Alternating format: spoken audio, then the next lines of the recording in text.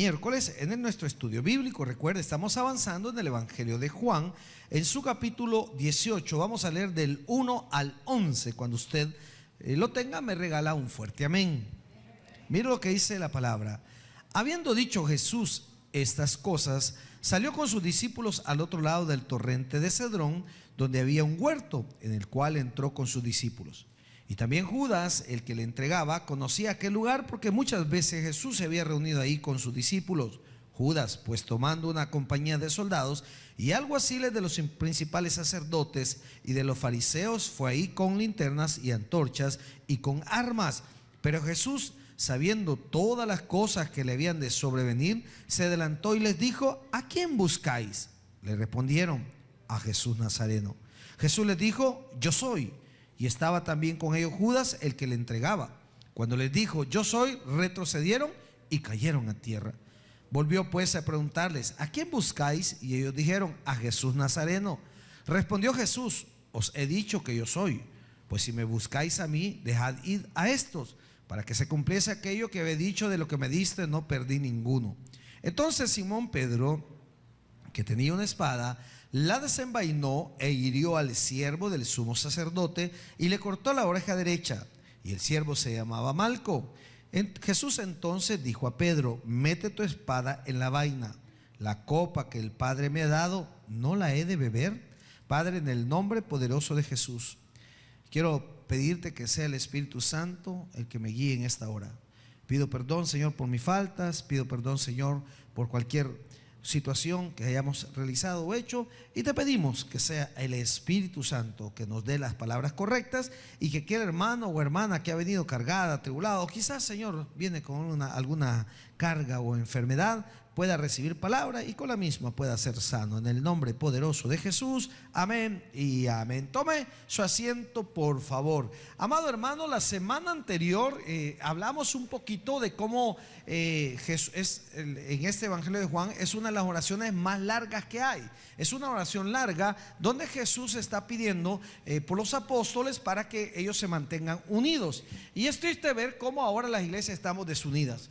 Es triste ver cómo no podemos trabajar, no con un diagrama, digamos, de mandos o un flujograma de mandos donde esté, digamos, como la iglesia tradicional, sino tanto el hecho de que no nos critiquemos entre nosotros mismos, entre los mismos cristianos. Nos criticamos, nos atacamos, hablamos mal de un pastor, hablamos mal de una oveja hablando mal de otra. Entonces Jesús, en esta oración, en el capítulo 17, versículo 1 en adelante, es una de las oraciones más largas que aparecen, donde él ora porque los apóstoles se mantengan unidos, y hace hincapié en que él y el Padre uno somos. Vimos allá que en Colosenses 2:9 nos habla de que en Jesús está la plenitud de Dios.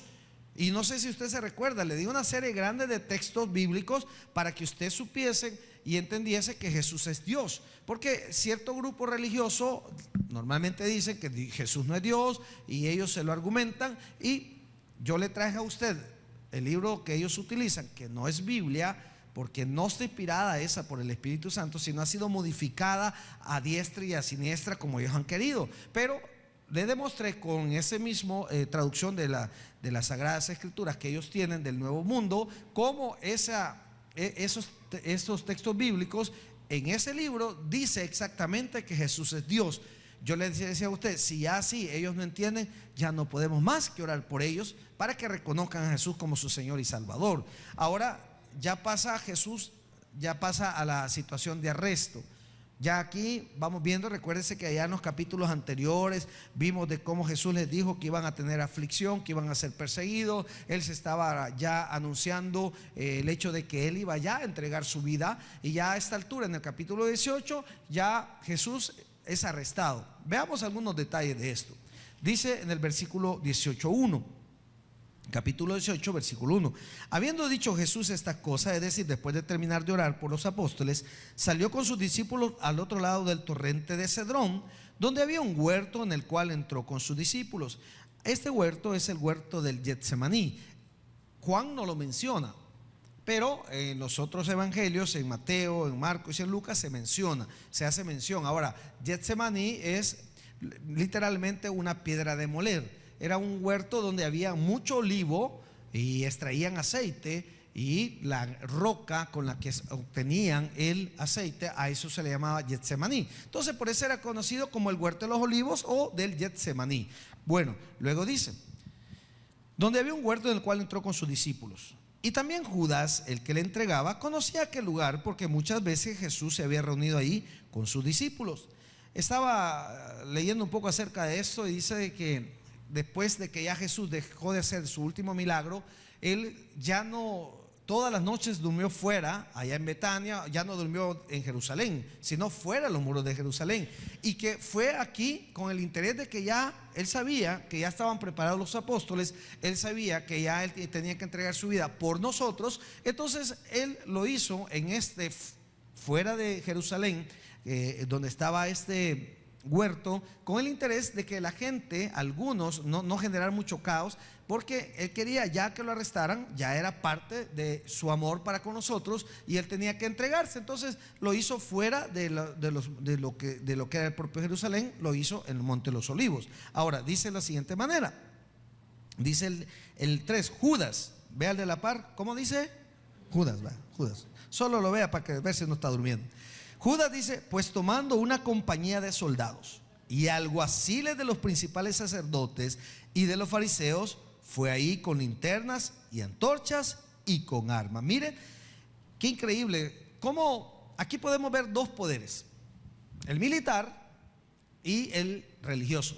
Usted sabe que todo gobierno, aunque se diga laico, por ejemplo el nuestro, la iglesia tradicional, tiene un gran poder, tiene una gran injerencia, pero una tremenda injerencia. Es más, usted y yo pagamos por las fiestas que se hacen, ¿sí o no? Vaya a reclamar, es de ley que le descuenten a usted y a mí nuestros impuestos para darle a ellos para estas celebraciones. Entonces, veamos una cosa, dice aquí una compañía de soldados. Una compañía de soldados aproximadamente, amados hermanos, eran una décima parte de una legión. Una legión estaba compuesta por 6,000 aproximadamente, entre 4,200 a 6,000 soldados. Esa era una legión de soldados romanos. Pero imagínense, para arrestar a Jesús tenía mucho miedo, la gente tenía temor, la gente tenía miedo, los soldados romanos, es decir, los gobernantes romanos tenían temor que la gente se levantara para defender a Jesús. Entonces mandaron una cantidad enorme de soldados, más o menos dice unos 600 soldados, imagínense. Y amén, también no solo iban soldados romanos, dice aquí, mire, tomando una compañía de soldados, es decir, más o menos unas 600, 400 a 600 soldados romanos y alguaciles de los principales sacerdotes. Los alguaciles eran como, ¿alguien se acuerda de las comandancias que habían antes? Que no eran militares, eran civiles, pero que portaban uniforme como militar y eran como una autodefensa. Entonces los alguaciles eran digamos, la policía o los soldados espirituales, digamos, del templo. Entonces llegaron no solo los romanos, sino que también llegaron los que eran los representantes de los gobernantes espirituales, ¿verdad? Entonces llegan, dice que más dice acá, y de los fariseos, fue ahí con linternas y antorchas y con armas.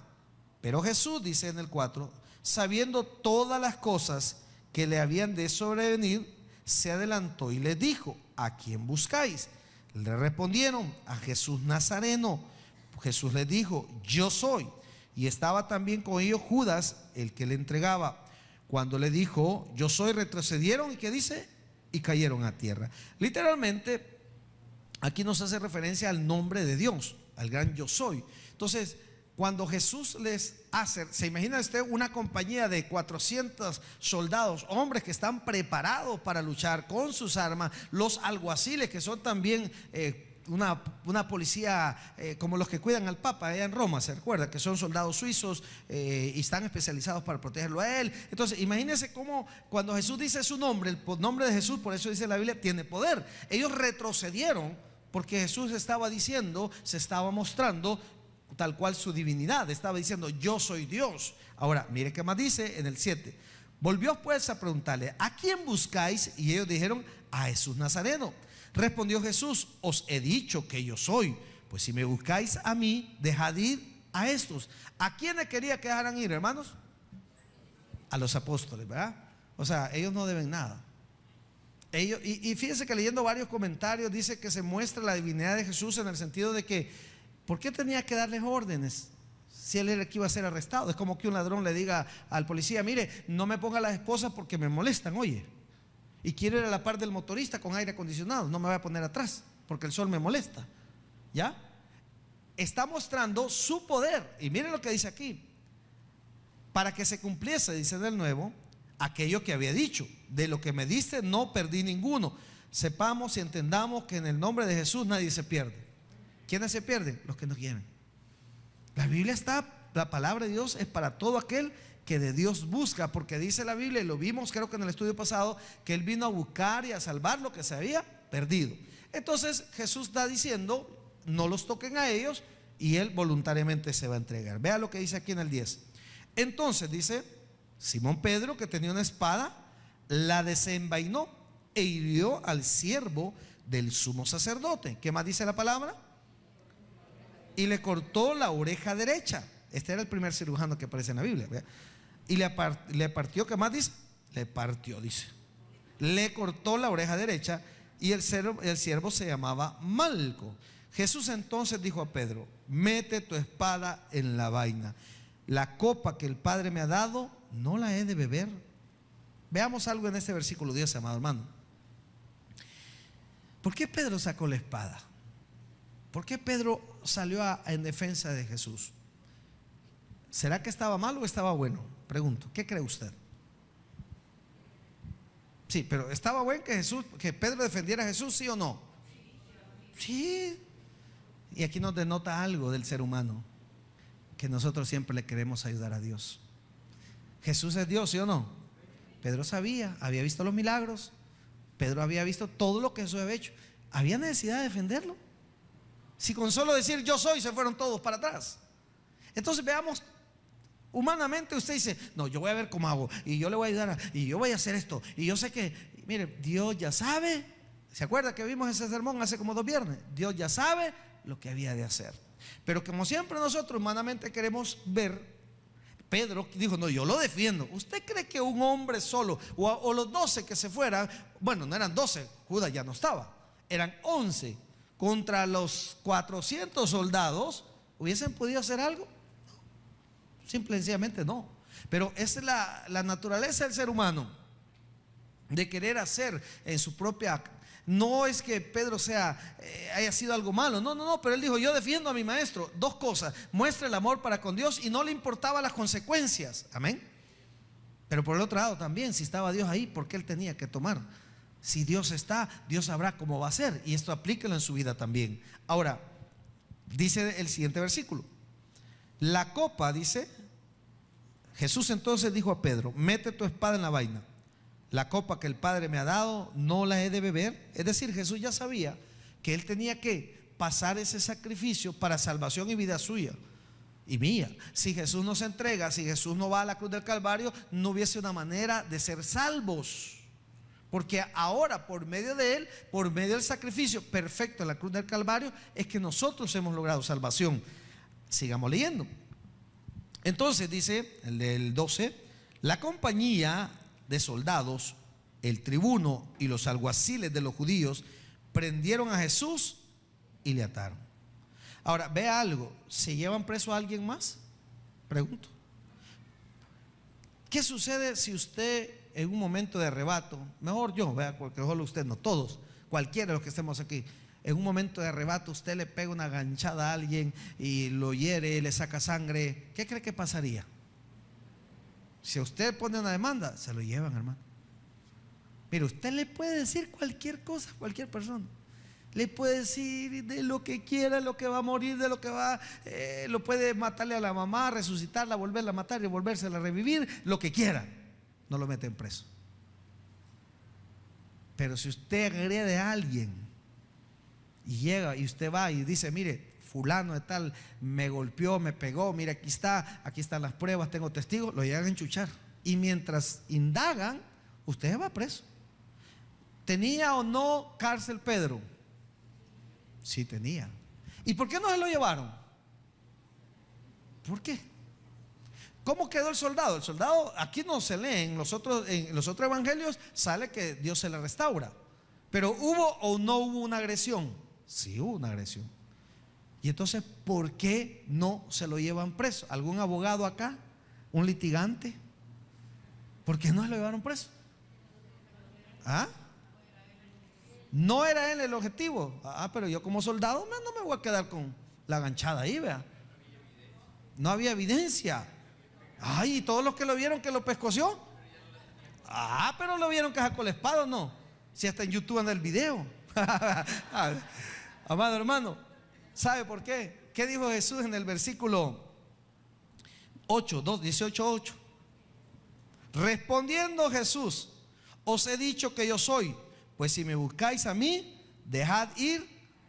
Hasta el diablo obedece a Dios, hermano. Ahí que muestra Jesús su poder. Jesús les dijo: no, conmigo es la cosa, estos déjenlo. No los tocaron. Y Pedro estaba en todo, en toda su, sus facultades físicas. Agredió con alevosía, patada al pecho. O sea, él iba y dice un erudito de la palabra que probablemente no le quería volar la oreja. ¿Qué quería? Le quería volar la cabeza. Y eso tentativa, dicen los abogados. O sea, no le logró dar, pues, pero que le quería dar. ¿O no? También es un... Entonces, solo por ver un poco el hecho de que Jesús tiene el poder, hermano. Él dijo: no, conmigo ellos no los toquen. Y sí merecían ser puesto preso por la agresión a un oficial romano, sobre todo, porque los romanos estaban gobernando sobre estos judíos que eran vistos como ciudadanos de segunda. Ni siquiera había herido a otro israelita, a otro judío. No, atacó a un soldado. Y eso es gravísimo. No es lo mismo las condenas que le dan a las personas que maten a un civil que maten a un policía. Hay mucho más grave en policía. Es un agravante. Entonces podemos ver, y no me quiero entretener mucho en esto, pero para que cuando leamos la palabra veamos más allá de lo que logramos ver por encima. Dice en el 8: respondió Jesús: os he dicho que yo soy, pues si me buscáis a mí, dejad ir a esto. ¿Qué podemos ver? El poder de Dios. Ahora sigamos leyendo en el 12, el 13. Y le llevaron primeramente a Anás, porque era suegro de Caifás, que era sumo sacerdote aquel año. Era Caifás el que había dado el consejo a los judíos de que convenía que un solo hombre muriese por el pueblo. Recuerde que Anás era suegro de Caifás. Anás había sido un sumo sacerdote que ya estaba en retiro por su edad. Él ya no era el sumo, pero dicen que él era, esa es una palabra que la conocí por ahí, dice, ese era el poder mediático. O sea, él mandaba, pues, aunque el otro era. Esto como, ayer le hacía una broma a mi esposa, ayer fue, creo, sí. Fuimos a comprar unas cosas para la iglesia, bebida, el agua y todo eso para tener para semana esta y hacer un solo viaje. Y en eso llegamos a caja y estaba un señor así muy, muy serio, el señor ya, y así bien, bien serio como todos los señores que están aquí, con cara así de maleantes como los que no están aquí, ¿verdad? Y entonces así. Y la esposa ya estaba pasando su carrito y la esposa venía con unos pedazos de pan. Y eso no le, enfrente de todos los que estamos ahí. Eso no le dijo al cajero. Y la señora le dice, comprámelo, llévatelo más. Vaya pues, cóbrelo, le dijo. ¿Quién manda ahí, hermano? A mí me apantalló el señor. A mí me apantalló, no, enfrente de todos los que estaba lleno. Eso no le dijo al cajero. Y el cajero cuando le dijo, lo soltó, ¿va? Y la señora le dijo, no, llévamelo, le dijo. Lo puso. ¿Cuándo vence? Le dijo, tal fe, llévalo pues, le dijo, va. Aparentemente él manda, vea. Aparentemente es lo que yo le digo a usted en Familia en Victoria.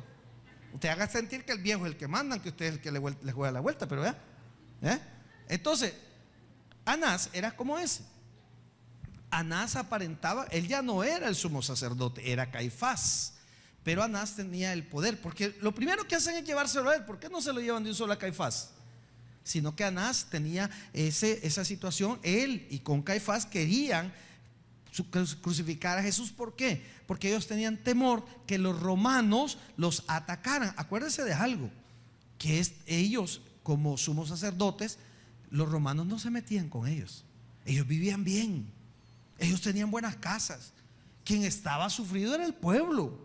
quien sufriera, ellos no. Entonces a ellos no les interesaba que apareciera un Jesús, que el pueblo se levantara. Recuerde que hay una entrada triunfal. Jesús entró y ellos dijeron: este es el Hosana, bendito el que viene en el nombre de Jesús, en el nombre del Señor, este es el rey. Y entonces ellos tenían temor de una sedición. La palabra sedición es levantarse en armas en contra de un gobierno. Entonces ellos tenían temor de perder, no por su pueblo, de perder sus derechos, de perder sus privilegios, no derechos, privilegios que tenían.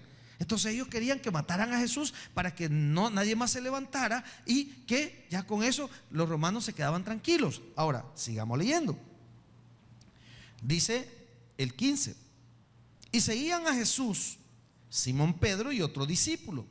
Y este discípulo era conocido del sumo sacerdote, y entró con Jesús al patio del sumo sacerdote. Mas Pedro estaba fuera a la puerta. Ojo con esto. ¿Por qué pudo entrar este otro discípulo? Era Juan. ¿Por qué Juan pudo entrar y Pedro no? Mire lo que dice aquí: y seguían a Jesús Simón Pedro y otro discípulo. Y este discípulo era conocido del sumo sacerdote, y entró con Jesús al patio del sumo sacerdote. ¿Por qué cree que Pedro no? Mas Pedro estaba fuera a la puerta, dice. ¿Por qué cree que no entraba Pedro? ¿Tenía temor? No lo dejaron entrar. Es que Pedro era un pescador. Pedro era de clase baja, ¿ya? Juan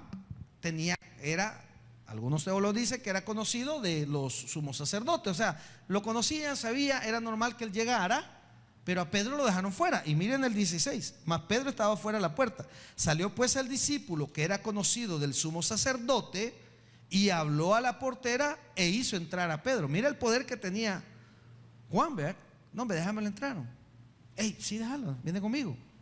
La portera lo deja entrar. Ahora, algo que quiero que leamos en el 17. Entonces dice: la criada portera dijo a Pedro: ¿no eres tú también de los discípulos de este hombre? Dijo él: no lo soy. Y aquí quiero hablarle a los hombres. ¿Cuántos hombres hay aquí? Primero, después le vamos a hablar a las mujeres. Dice aquí, mire, le dice a la mujer: ¿no eres tú también de los discípulos de este hombre? Dijo él: no lo soy. Uno de los peligros como hombres de los que estamos aquí, es que por una mujer le podemos decir no a Jesús. ¿O no? Callado, silencio. No, analice, hermano. Yo lo estaba leyendo y me impactó, ¿verdad? Porque dice aquí: a la primera, Jesús dijo que a la tercera, 3 veces iba a negar Pedro a Jesús, ¿sí o no? 3 veces. Y con lo primero que la niega es con una mujer. Y esto va con los adúlteros. Esos no vinieron ahora, ¿verdad? ¿Cómo? Solo los adultos vinieron. Y no se alegran las mujeres, que voy a hablar con usted también, póngase en serio. Mire, me hizo recapacitar, dice aquí, mire dice lo que dice, tremendo, ¿verdad? ¿En el cual nos quedamos? 17, déjeme que ya me perdí. Dice: entonces la criada portera dijo al Pedro: ¿no eres tú también de los discípulos de Dios? Dijo él: no lo soy. ¿Con quién primero negó a Jesús Pedro? Con una mujer. Y esto nos llama a todos los hombres: hay que tener cuidado con las mujeres, porque por una mujer podemos negar a Jesús, ¿o no? No son los santos, pues. Y las mujeres tengan cuidado de no hacer caer a los hombres, porque por una mujer y van a terminar mal. ¿Por qué? Porque están haciendo caer a otra persona. Ahora, no es culto de familia, no se aflige, no es consejería matrimonial. Los veo bien abatidos a todos, ¿verdad? Digamos, pues no matrimonios, hablemos de jovencitos, pues que por una jovencita se apartan de las cosas de Dios. Ay, es que yo no soy evangélica, yo soy católica, nunca va al culto, a misa. Yo tengo mi iglesia propia. Yo soy romana, apostólica, bicha más indita que mandada a hacer, ¿verdad? Pero y el bicho va, después me voy a ir con vos, hoy en Semana Santa voy a andar. Estamos negando a Jesús. Tengamos cuidado. Ahora, de nuevo, no es culto de familia, sigamos, ya lo veo serios a todos, ¿verdad? En el 18: y estaban, dice, en pie los siervos y los alguaciles que habían encendido un fuego, porque hacía frío, y se calentaban. Y también con ellos estaba Pedro en pie, calentándose. Y el sumo sacerdote preguntó a Jesús acerca de sus discípulos y de su doctrina. Jesús le respondió: yo públicamente he hablado al mundo Siempre he enseñado en la sinagoga y en el templo donde se reúnen todos los judíos, y nada he hablado en oculto. Amado hermano, Jesús estaba diciendo: yo no he dicho nada que no deba. Yo predicaba en la sinagoga, en el templo. ¿De qué me acusan? Ahora, vea qué más. El 21, ¿por qué me preguntas a mí? Pregunta a los que han oído, que les haya yo hablado. He aquí ellos saben lo que yo he dicho.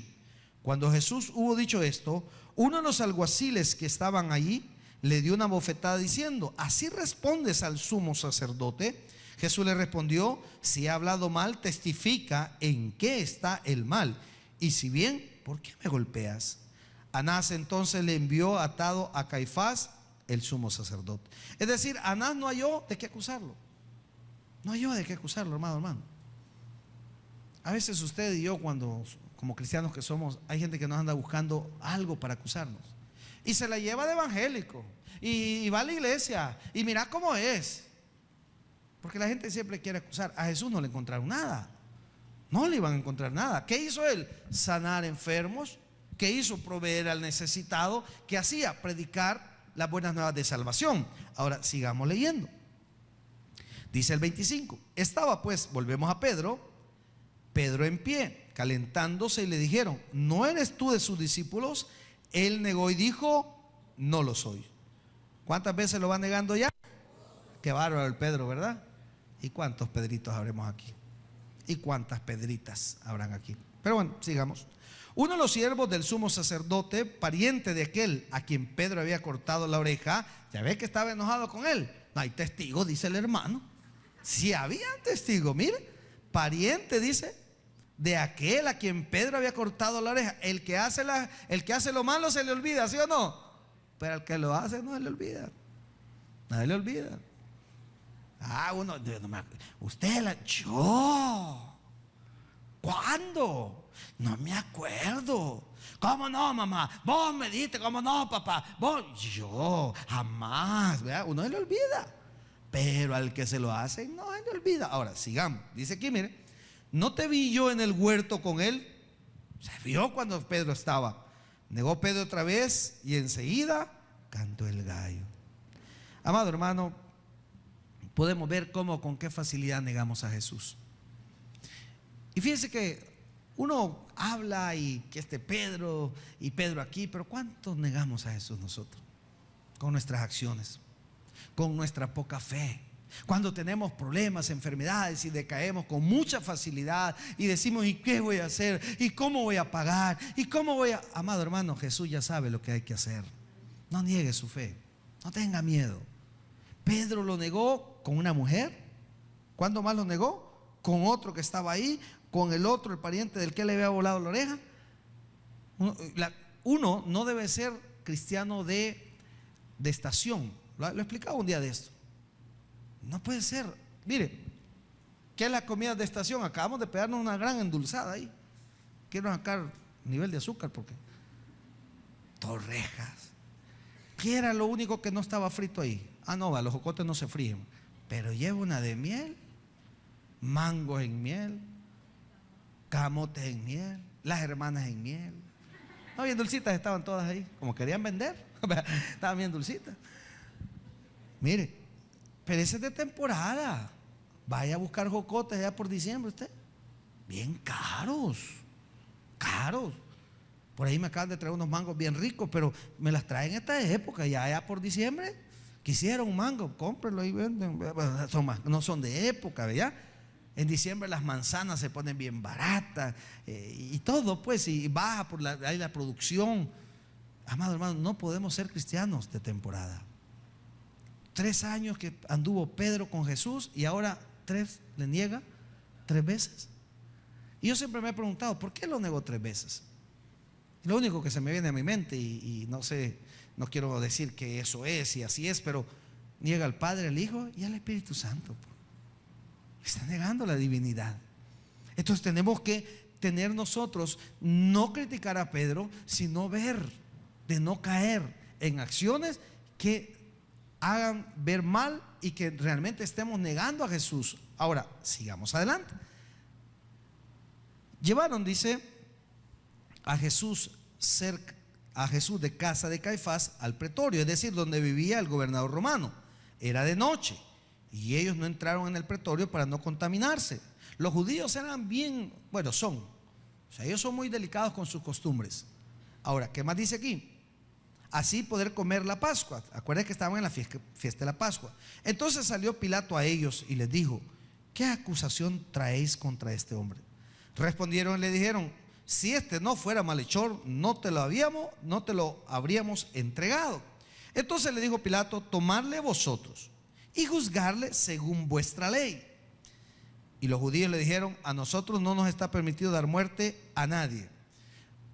Tremendo, ¿verdad?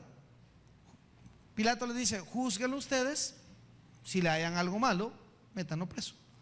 Porque recuerde que los israelitas, los judíos, estaban bajo el dominio romano. No podían quitarle la vida a nadie, a no ser que fuera el gobernador, en este caso, que fuera Poncio Pilato el que diera la orden. Mira, hermano, cuando alguien quiere hacer daño, va a buscar la manera de hacerlo, ¿sí o no? ¿Qué encontraron a Jesús? Nada. Pero la gente querían matarlo, querían sacrificarlo, querían que él pagara y llevarlo, y que en la fiesta pues lo crucificaran, y no le encontraron nada. O sea, realmente no le hallaron nada.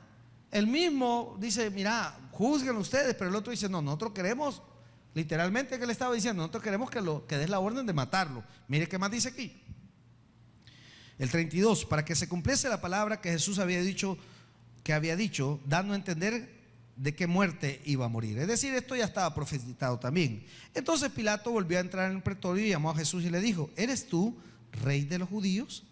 Jesús le respondió: ¿dices tú esto por ti mismo o porque te lo han dicho otros de mí? Pilato le respondió: ¿soy yo acaso judío? Tu nación y los principales sacerdotes te han entregado a mí. ¿Qué has hecho? El 36: respondió Jesús: mi reino no es de este mundo. Si mi reino fuera de este mundo, mis servidores pelearían para que yo no fuera entregado al judío, pero mi reino no es de aquí.